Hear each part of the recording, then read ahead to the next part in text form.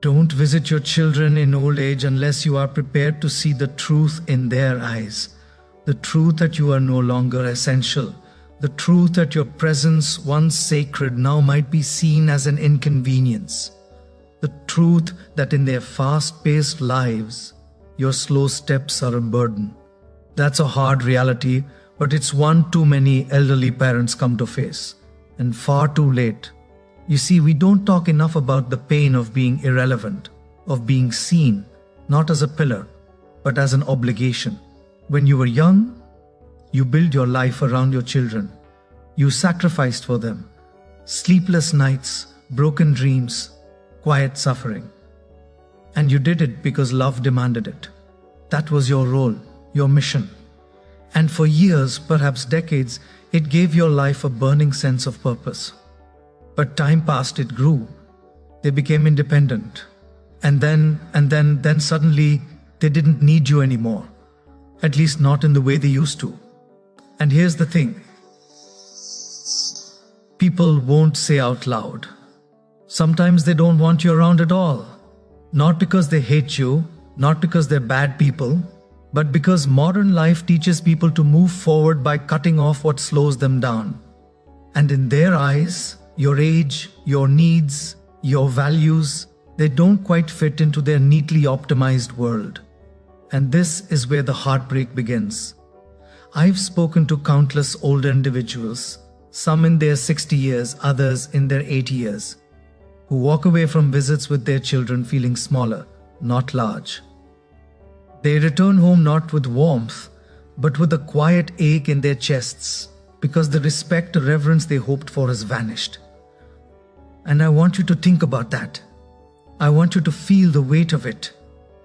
You show up with his memories, maybe even a bit of advice, but you're met with sighs, glances at phones, polite smiles masking impatience. He speaks carefully, but the world around you moves faster than your words can keep up. And while you talk about the past, your children are already thinking about tomorrow, and their minds are in emails, errands, kids' soccer games. And there you are sitting on the couch, your presence barely registered. So let me ask you, why would you subject yourself to that? I don't say this to be cruel. I say this because too many good people spend the last decades of their lives chasing crumbs of affection from children who are not equipped. Understand the depth of that longing. And I tell you something harsh but necessary. If you don't set boundaries in your old age, you will be disrespected. Respect isn't owed simply because of your age. That's hard truth. It should be, but it's not in this culture. It must be commanded by your presence, not begged for with guilt. You must carry yourself with dignity, not desperation. Too many elderly parents enter their children's homes as if they are seeking validation, hoping to be told, "You are a good mother, a strong father. We appreciate everything." And when that validation doesn't come, when the kids are too busy or too self-absorbed, there's a silent collapse inside. And listen, you cannot place your soul in the hands of someone who hasn't earned it. Do not go to your children's house with your spirit open and unguarded, hoping for warmth. Go only when you are already whole. Only when you know that your value does not hinge on the recognition of it. And this takes strength, unbelievable strength.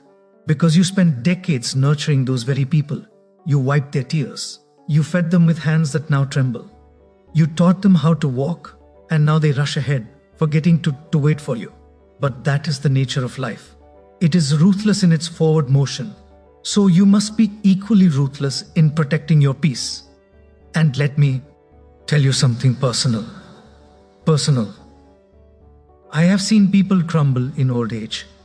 Not because of disease, but because of disappointment. Because the emotional return on the investment of parenthood was not what they imagined they thought the later year would bring. Gratitude, family dinners, togetherness, and instead they were met with silence, with being ignored, and worse, with being tolerated. You are not meant to be tolerated. You are not meant to be a shadow in the background of your children's lives. If that's what they offer, then withdraw with grace. Reclaim your dignity. Don't complain. Don't lash out. But don't go back either. Not until they understand that your time is sacred too. You've earned the right to peace, not pity. You've earned the right to be surrounded by people who see your worth without needing to be reminded. And you know what's tragic? Many older adults keep showing up again and again, hoping things will be different. They forgive the missed birthdays, the hurried visits, the distracted conversations. They convince themselves they're just busy. It's just a phase. But deep down they know they're being placed on the shelf, and that shelf grows colder with every visit. There's something you need to understand. And disrespect in old age is more dangerous than loneliness, because disrespect eats at the core of your identity. It makes you question your past. It makes you wonder if all that sacrifice was worth it. And that is a poison no heart should endure. So what do? You build a life outside of them. You find community, meaning ritual. You connect with people who listen, who value wisdom, who aren't so consumed by their own ambitions that they forget the giants whose shoulders they are standing on. You surround yourself with individuals who choose your company not out of duty but out of admiration. You stop being the parent chasing your child's approval, and you become the elder who demands respect, not with anger, but with presence. Speak less, watch more, and when you do speak, let your words carry weight, not volume. Wait, let silence be your ally, because silence has a way of amplifying dignity. You're not here to beg.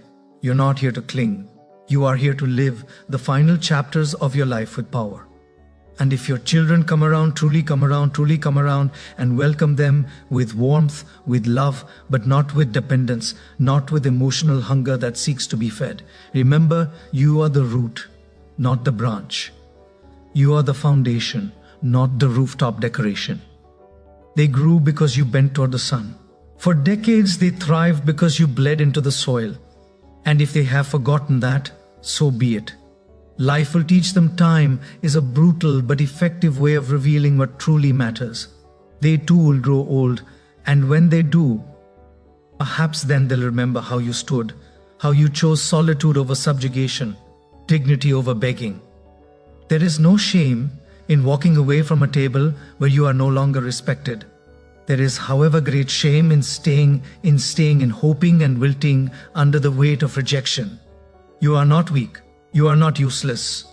You are the culmination of survival, of wisdom, of stories too deep for shallow minds. And value does not expire just because others are too blind to see it. So don't visit your children if doing so means sacrificing your self-worth. Visit when your presence is honored, when your story is re-welcomed, when your advice is sought, not ignored. Then visit when you are seen not just as a mom or a dad, but as a soul forged in fire, standing with quiet strength. And until then, live. Find new paths. Create, mentor someone younger who listens with open ears. Plant a garden. Write letters to yourself. Laugh louder. Die. Dance slowly. Go to the library. Sit under trees. Make new friends. Celebrate birthdays with people who remember. Drink tea in silence and smile because you no longer need it to feel alive. And if this resonates with you, if you feel that ache in your chest,